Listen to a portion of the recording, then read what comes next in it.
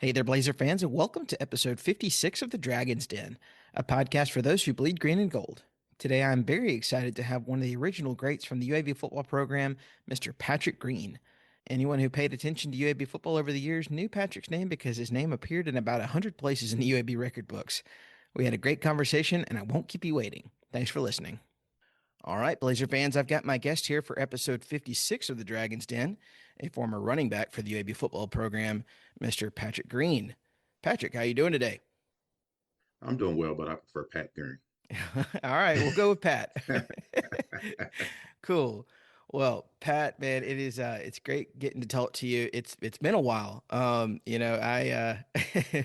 It was a thrill to look back in the UAB record books and see your name mentioned so many times. You give me a lot of great content to go into. But just based off the UAB fans' reactions to hearing that you were going to be on the podcast, it seems like everybody's really looking forward to hearing from you. So I'm thrilled to have you on. I'm happy to be here. Thanks Yeah. for reaching out to me. Yeah. Well, let's go ahead and get on into it. I was looking back into your story a little bit. You were coming out of Columbiana High School, which is now Shelby County. You played baseball, basketball, and football. At the time, UAB was entering its very first season at the NCAA Division III level, just coming off of club level football. What was your recruitment process like going into a program in its infancy? And did you consider other colleges for other sports? Well, to be honest with you, I had one opportunity, and that was actually UAB. And I'm gonna tell you a strange story, a funny story how that happened. My best friend at the time was Tommy Harrison, who he was playing with the club team, and he came and picked me up one morning, and we went to Redwood Field for practice. And I had on shorts, tennis shoes, and a t-shirt.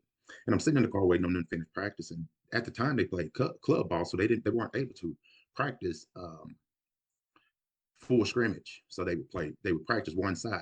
Mm. So Coach Harrier at the time, who was the head coach, saw me sitting in the car and told Tommy to come and get me from and come and help out. And I was like, okay, that's fine. So I get out the car and I walk over and he said, are you familiar with the passing tree? I was like, yeah. He said, okay, this is what I want you to do. They held up a picture, held up a scheme. I said, can you do this? Yeah, I can do that. So I went out there and I torched him. So I see him looking at me kind of funny. Press fast forward there, I need you on defense now. Fine.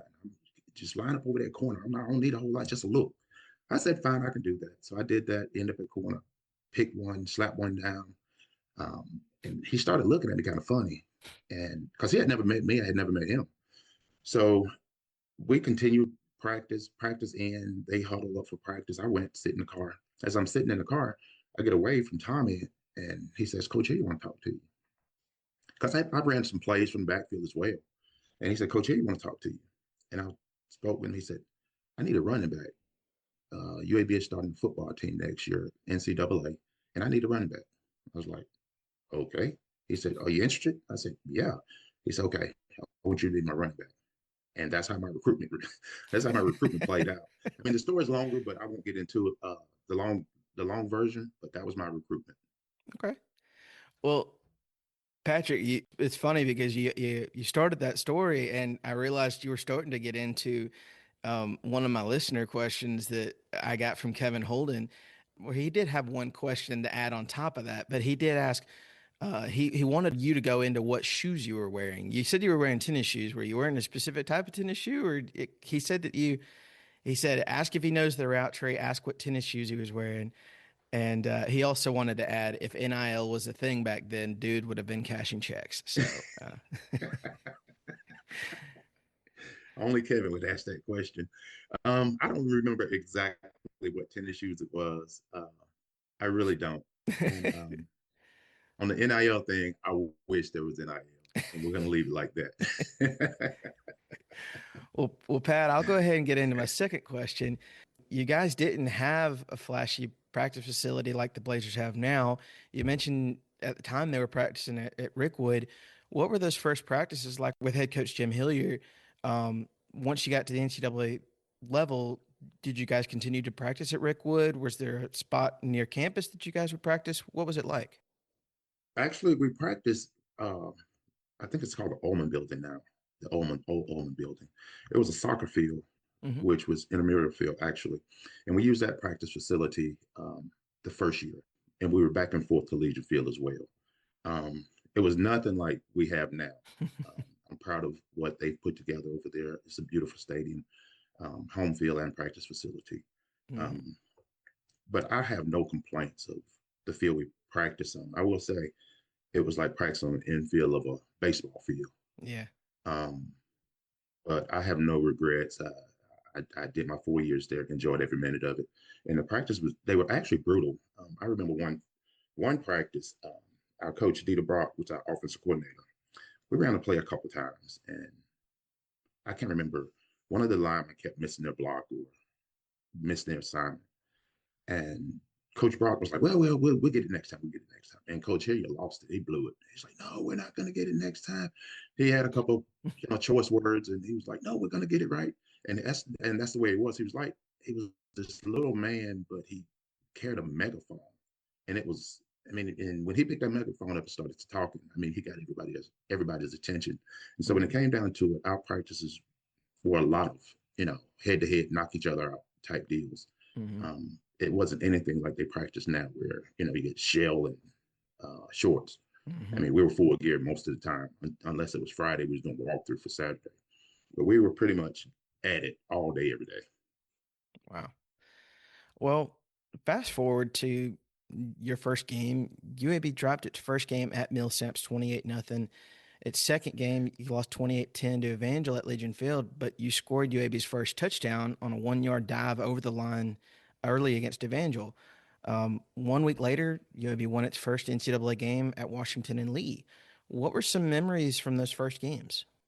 Well, to be to be frank about it, that first game was brutal.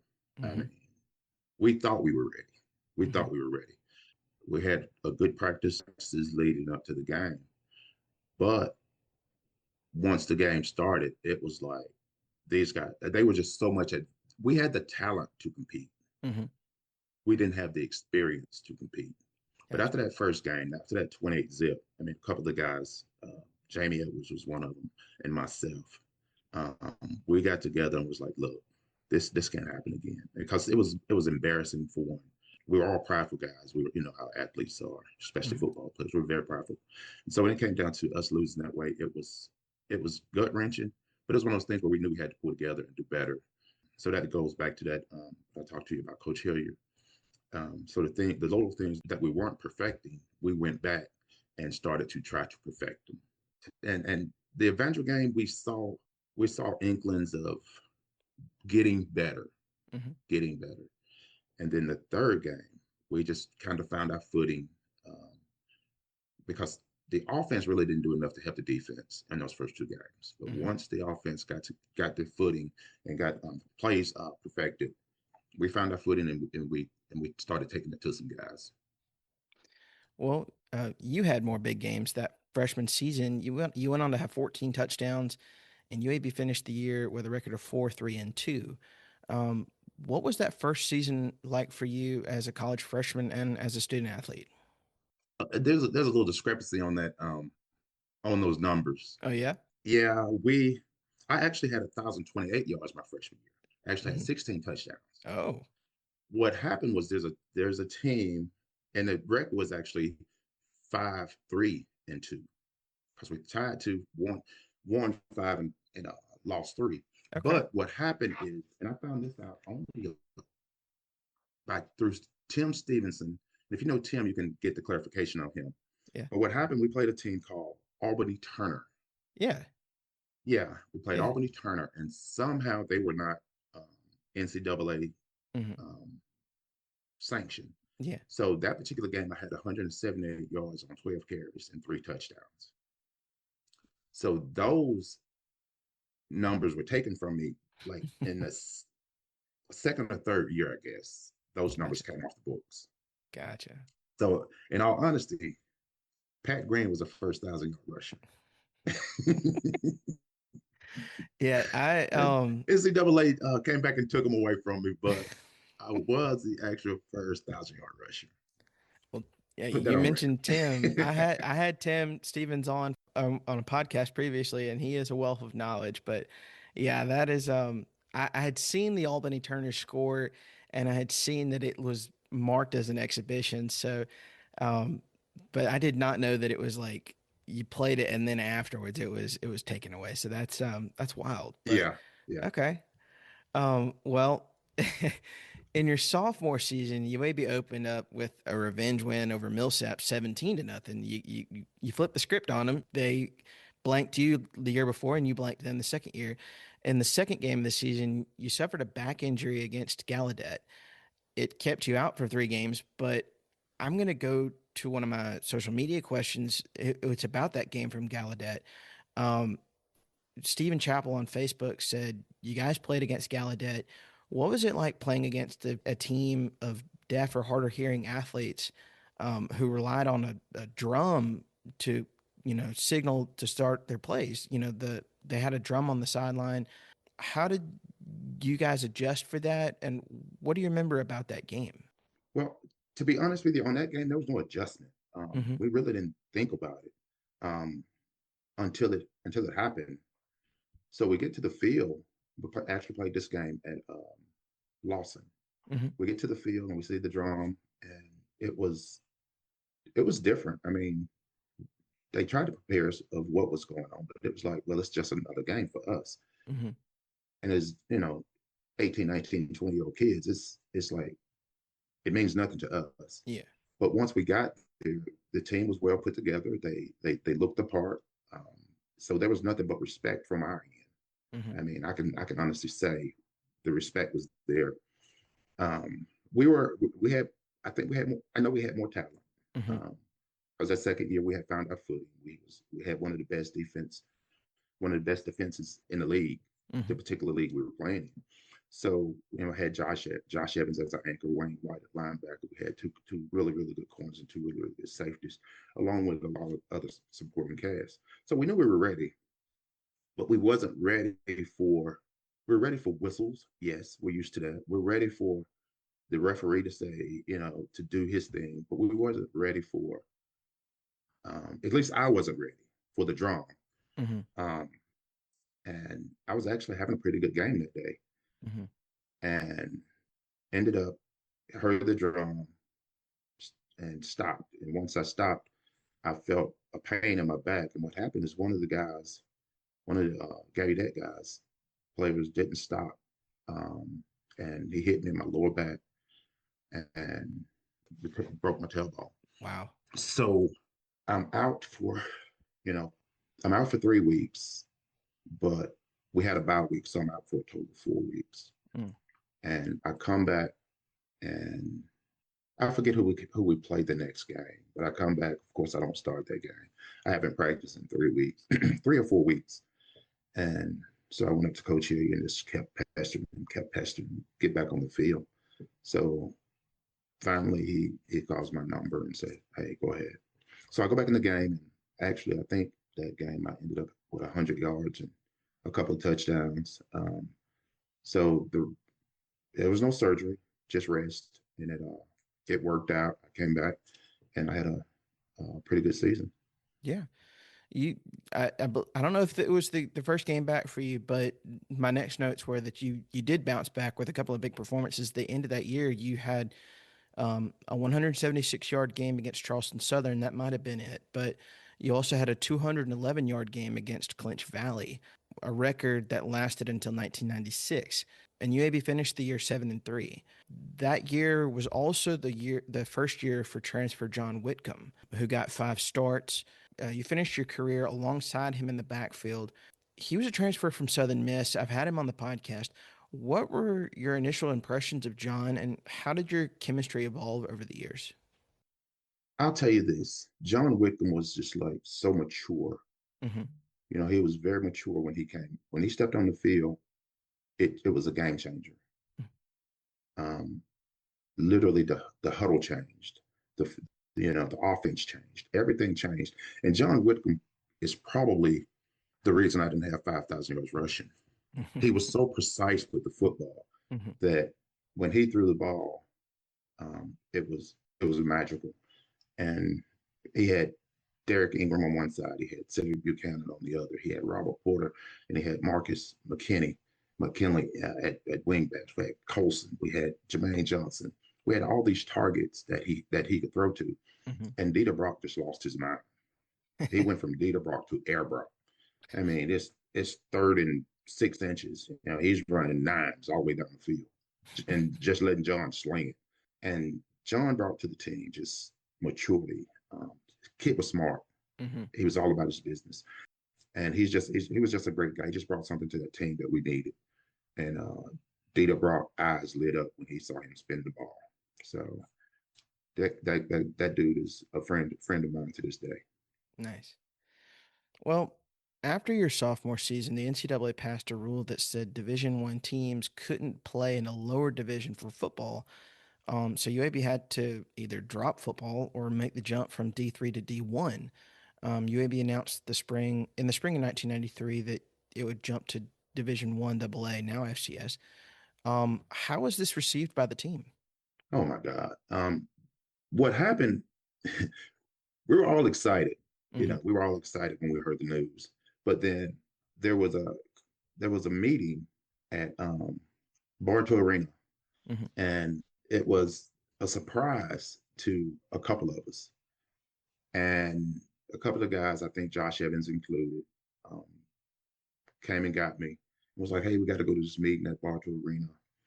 And I'm just thinking it's just a regular meeting. Hmm. And so we walk in, and they have this interstate size uh, billboard Hmm. in full blow. I mean, it's blown up. It's viewable, and it says something to the UAB is going to Division One, and it's my picture on the billboard. And you want to talk about floor? I looked at that billboard. It was like, oh my God. And so looking at it, the team just we just went crazy. We went crazy. And all we talked about is the move. The only thing about it is all those guys I came in with Hmm. were going to be finishing up the year they go to Division Oh One, man, yeah, which at the time we didn't think about it as no, we're not going to get a chance to compete at Division One. I mean, we didn't think about it that way. We just thought, look what we did. yeah, I mean, just being the foundation of something that big. To this day, I still look back and smile. To this day, that's awesome. Well, in 1993, first year in 1AA, UAB started 1-2, but the offense started cooking and the defense finished at, I think, is one of the greatest in program history. And UAB ended the season on an 8-game win streak and closed out with a win over Dayton, snapping their 46-game regular season win streak. And you also finished the season with a dominant win over Prairie View A&M, 58-12. What were some of your best memories from that first year in 1AA?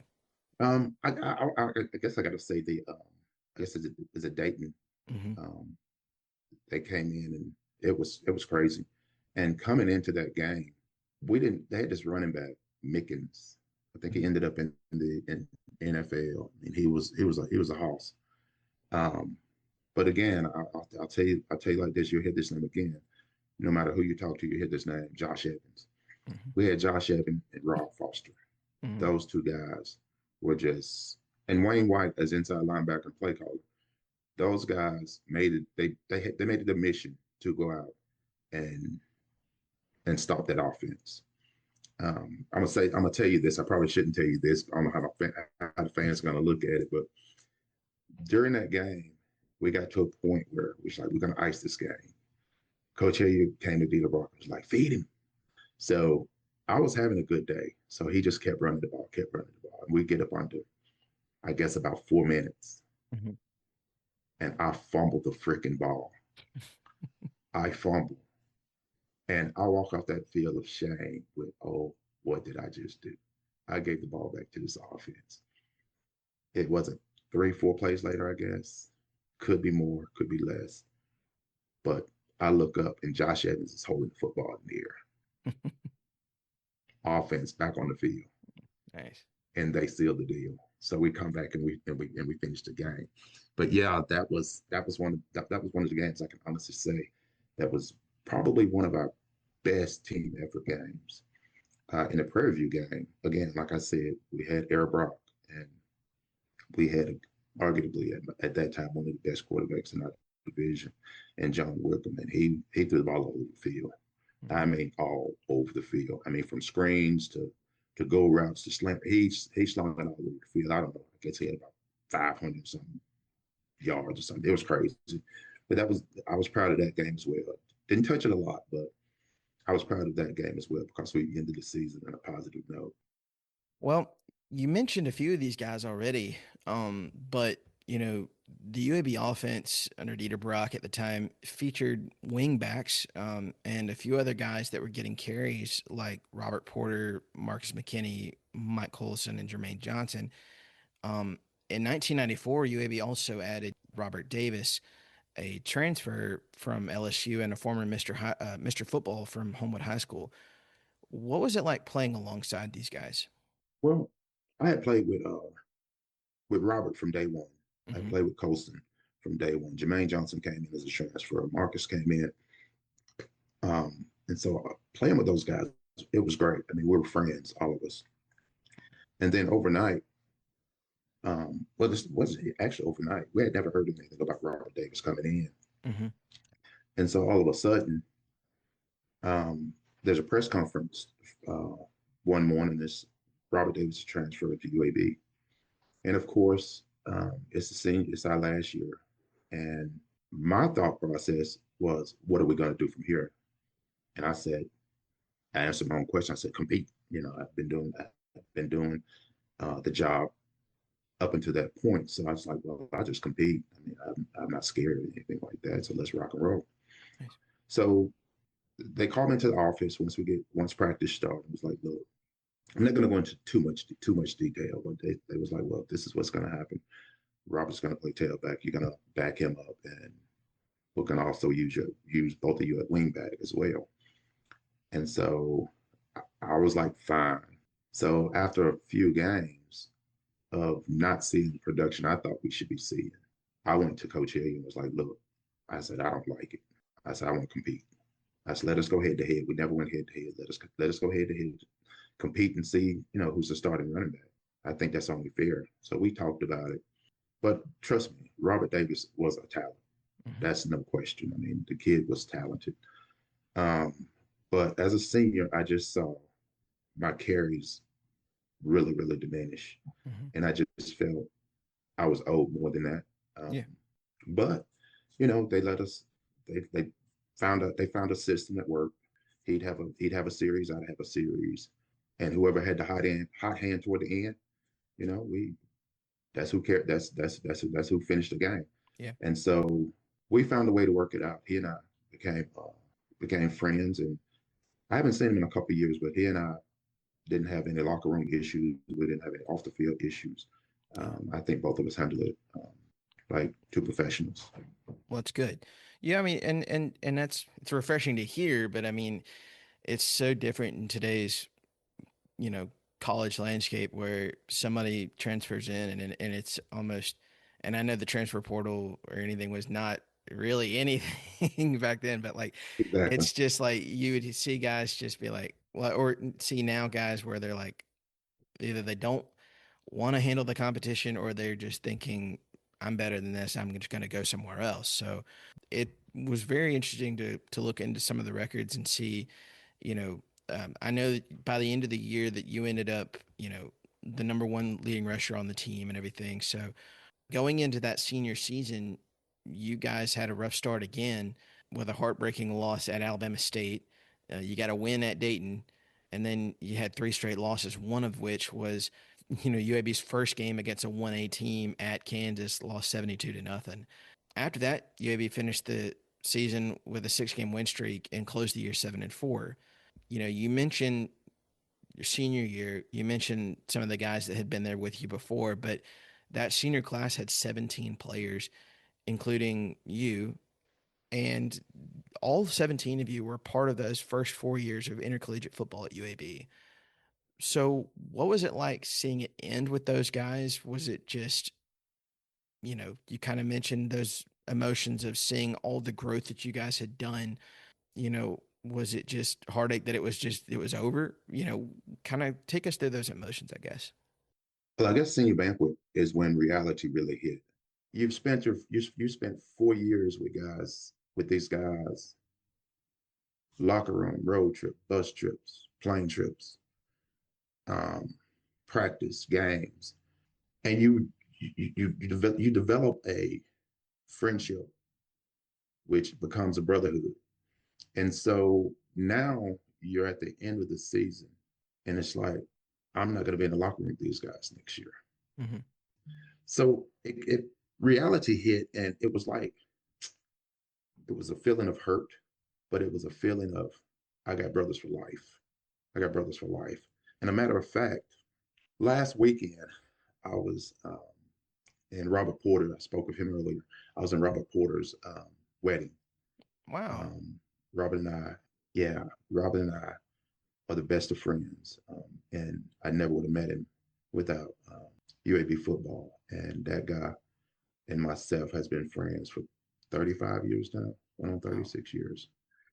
John Whitcomb, same thing. Derek Ingram, Dominic Bowdon, Wayne, and I could go on. Jamie Edwards.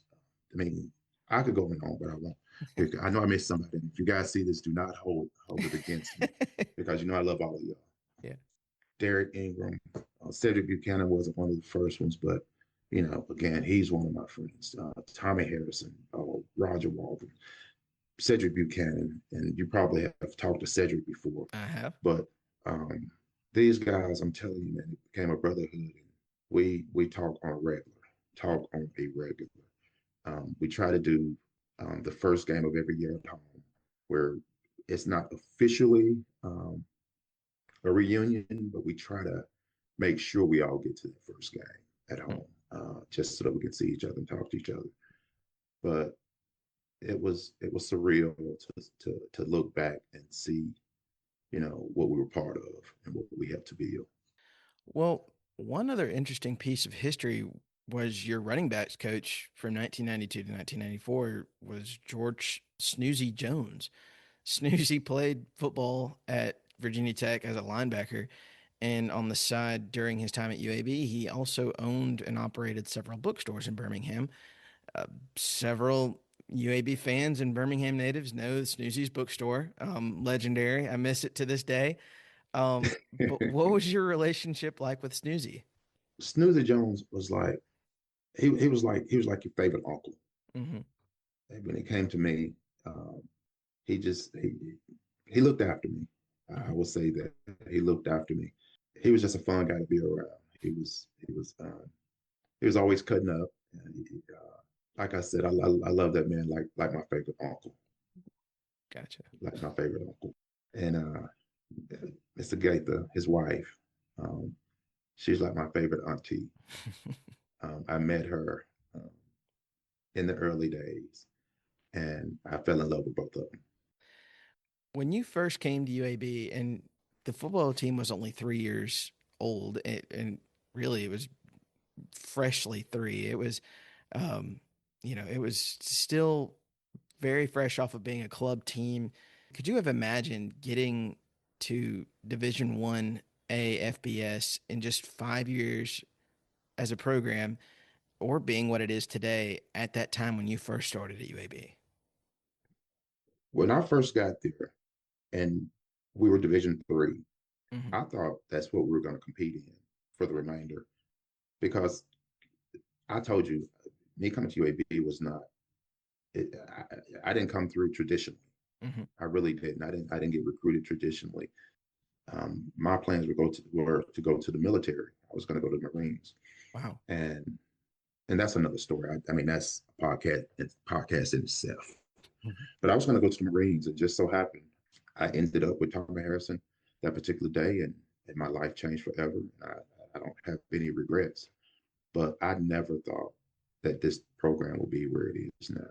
I figured we'd still be playing lower level football. What we see today is a testimony of how the program got behind the student athletes and pushed for something better. Well, something bigger because it was always a good thing. They pushed Hmm. for something bigger, and we're I'm proud to say I was there to be part of it, and to see it grow more and more each day. Well, that's awesome. You've talked about the history and the growth and everything, but UAB has developed a rich history of physical dominant running backs over the decades. And you set the standard for running backs at UAB with your records, and over the years, a few guys have broken them. You know, did you really think about your records much over the years, or did you hope, somebody would come along and set it, at new heights? Like, what was it? What was it like? Well, the great thing about coming into the program so early, it's like it's like being a part of something that you put together. I mean, you're more proud of your deck when you build it yourself. You Hmm. know what I mean? You're more proud of your vehicle, um, with the Hemi 350 in it that you built yourself. When it come down to UAB football, it makes me proud when I see running backs pass my record because it's a standard. It's a standard. I mean, and you look at it, it's like, oh man, this dude had 3 touchdowns and 211 yards. Wow, I got to get that. And so when somebody do it, I can honestly say I've been so proud of these guys. Every one of them that has broken one of my records, I went down and congratulated That's awesome. them, because somebody told Joe Cribbs was my freshman coach, running back coach, and like I said earlier, I had 1,028 yards. He came to me. I had about 900 something. So I was had taken me out the game. He came to me and said, "Hey, you need a couple more yards for 1,000." I said, "Okay." He said, "You want to get it?" I said, "Yeah." So we go out. I get up. I go out there. I get the 1,000 yard rushing. And when I did that, the team went crazy. They they enjoyed it more than I did. And linemen, of course, a big lineman. They like, well, that's part of my record too. So Nice. we went out. We got the record, and later on, when it was broken, I went down, asked the coach, could I talk to the running back who broke it? He said, yes. I went down. I congratulated. And all the way through to Spencer Brown. And that happened in 96. And so all the way to Spencer Brown. Spencer Brown, few years ago, broke Hmm. another one of my records. I'm a police officer, so I went down. And, I had my badge and gun on, and I walked in the locker room. One of the coaches was like looking real, like, what is going on? And that was part of my plan. That was part of my plan. And I was like, look, everything's good. I said, Spencer Brown just broke one of my records, and I want to congratulate him. He was like, okay. He said, come on out to the locker room. So we played a little joke on Spencer. And he was like, come on in. So I walk in, and Spencer's sitting there putting his shoes on. And I looked at him. I was like, Spencer Brown? And he looked at me with this worried look and says, yeah. I said, Pat Green, congratulations. I shake his hand. He get up, we get a hug and everything. That's awesome. So press fast forward to the next record in line. He breaks the following year. So same scenario. I go down there. I just typed in who I am. He's like, "Come on in." So I walk in, and he didn't even he just got up, came up, hugged me. So yeah, those records they made to be broken, That's and awesome. it is what it is. And congratulations to anybody who passes them. Well, that's right. And just hearing the name for a second there, I didn't realize this at the time. I pride myself on having a lot of old programs and record books and all of these things, but I didn't know that Joe Cribbs, the former running back for the Birmingham Stallions, correct? Was Birmingham it? Stallions, Buffalo Wow. Bills. A lot of people don't realize he was my freshman running backs coach. Hmm. And then, we also had Richard Sheehan, Hmm. as defensive line coach. But yeah, Joe Cribbs was my freshman running back coach. Wow. Okay. Well, wow. I did not Yeah, know that. he and he actually taught me. He taught me a lot. Coming out of Shelby County High School, I back during those days, you had one or two coaches, and everybody else were science teachers and that type of stuff, Yeah. right? Hmm. So we didn't have um, coaches to teach us skills. Hmm. I just I went on just pure ability. Hmm. I was never coached, never went to any nothing. So Joe Cribbs actually was able to teach me some basic fundamentals Mhm. because I didn't have any. I just take ball, run ball. That's all I had. And so Joe Cribbs taught me a lot my freshman year. Okay. Well, great. I mean, you learn something new every day. That's awesome. I'm um, so it's a loaded question here for you, Pat, but we've talked about legacies. We talked about history. When fans hear the name Pat Green associated with the early days of Blazer history, what do you hope they remember most about the way you played the game and carried yourself off the field? Well, I just want people to know that I played the game with pride. I played with emotion. Um, I was fiery, very positive, and team oriented. All of those things are Pat Green. Off the field, Josh Evans used to tell me all the time, you're one of the most mature 20 something year olds I've ever met. And that's what I was more like Uncle Pat to the guys, really. So I just want people to remember me as being a great teammate Okay. and a great friend. Well, that's awesome. So I understand that you were a criminal justice major and you got into a career in law enforcement. What were those first years like in life after college, and how quickly did you get into that career? Um, Coming out of UAB, Dieter Brock ended up at Hamilton Tiger Cats up in Hmm. Canada. So I went up with him. I was invited to camp up there, so we went up there for a short time. But me and my wife at the time had a kid, so I had to come back. So I came home, dabbled a little bit with Coca Cola, dabbled a little bit with a store called BP at the time, and I ran across Coach Hilliard one day, and he asked me, "So what are you doing?" I said, "Well, Coach, I'm working here, working there." He said, "Well, this is what I want you to do." He said, "I want you to go down that personnel board, and I want you to, because I always wanted to be a state trooper." Hmm. But he said, "I want you to go down that personnel board, and I want you to fill out an application. I don't care if you do the fire department or the police department, but you do one of them." And I said, "Okay." So I go down and put my application in for police. Started that process and got on in 1996. So about a year and a half by the time I left UAB to become the Birmingham police officer. So I started the academy August 19th, 1996. Okay. And I understand you're still in law enforcement. How is life now? How is life in law enforcement? And yeah, just feel free to dive in as Yeah. much. Yeah. I started the academy in 1996 with Birmingham Police Department. Graduated, hit the street in 97. I worked with Birmingham. I did patrol. I did vice narcotics. I did homicide robbery. I did it all. And so 20 years later, 2016, I retired. Go to Shades Valley, where I coach a little bit. I coach football, basketball, girls softball, teach for 2 years, criminal justice police and public service inside Shades Valley High School. So I thought I was done with policing. And about 6 months ago, I have a conversation with the chief of police at Birmingham, and Chief Pickett offers me a job, and I'm back in Birmingham right now. So I've been back over there for about 6 months. Everything is good. I've been policing now for probably off and on a total of 26, 27 years, Wow. with a break in doing some outside work and other things. Okay. What do you do in your free time, man? Like you got much free time these days? Well, the great thing about it is my oldest one is 32, my middle one is 30. Both of them making their own money.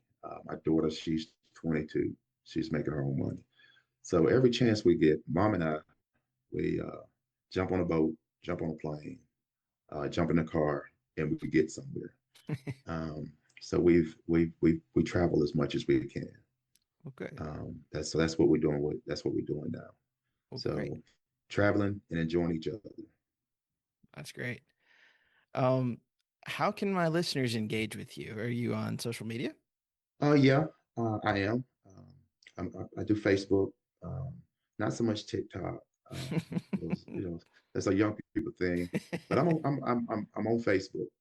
That's how I keep up with a lot of my old buddies from the team, and new buddies from teams after me. So Facebook is a good way to catch me. Um, Good. or like I said, I work with the city of Birmingham. Anybody who need me, all they got to do is call down there. They'll put you with me. Gotcha. So yeah. Well, Pat, I've got one more question for you, and it's a listener question. It seems like it's from another former teammate of yours. Kevin Passman on Facebook said, "Ask him about the time we were both trying to sneak out of the hotel after curfew, and we peeked around the corner at the same time and scared the heck out of each other. It was a road game in Virginia, and he said, I hope he remembers it. It was like a Three Stooges movie." It seems like I vaguely remember it, but I can't 100% say that I do. I, because when I looked at that question, all I could do is laugh because, like I said, we I didn't say this earlier, but we did enjoy our road trips. There's some road trips we could talk about, but we'd have to talk about those conversations on another day. Uh, but I can't honestly say I remember that, but it seems like I vaguely remember something like that happening because you got to think about it. You got, like I said earlier, you got 18, 19, 20-year-old kids on the road. There's going to be some silly stuff going on. So I'm sure it happened. I'm sure it happened. I just can't 100% say I remember Gotcha. Well, it. Pat, thank you so much for the time, and it was great getting to know you. I was born in 1994, so you were leaving when I was coming into the world. But I'm diehard Blazer fan. It was great getting to know you through the record books, but it was also great getting to know you, you know, face to face, even virtually. But thank you so much for all your contributions to UAB history, and thank you so much for your contributions to law enforcement and keeping the city of Birmingham safe. Just thank you so much for being on. And thank you for taking the initiative to put the Blazers out front, so people can see and hear the history. And thanks for reaching out to me for this interview. And continue doing what you're doing because I think this platform is needed, and I think you're doing a great job at it. Well, thank you very much. That means a lot. Go Blazers. Go Blazers! All right. Special thanks to Pat for his time, his contributions to building the foundation for UAB football, and his current work in law enforcement in Birmingham. He is truly a legend in the Magic City, and I'm very honored to have him on the podcast. Thank you for joining me for another great episode, and be on the lookout for more great conversations coming in my summer podcast series. Be sure to follow me on Facebook, Instagram, and X for new episode announcements and more. Just search the handle at Dragon's Den EFEL on those platforms and hit follow. And that's going to do it for episode 56. Thanks again for listening. Good night, and go Blazers.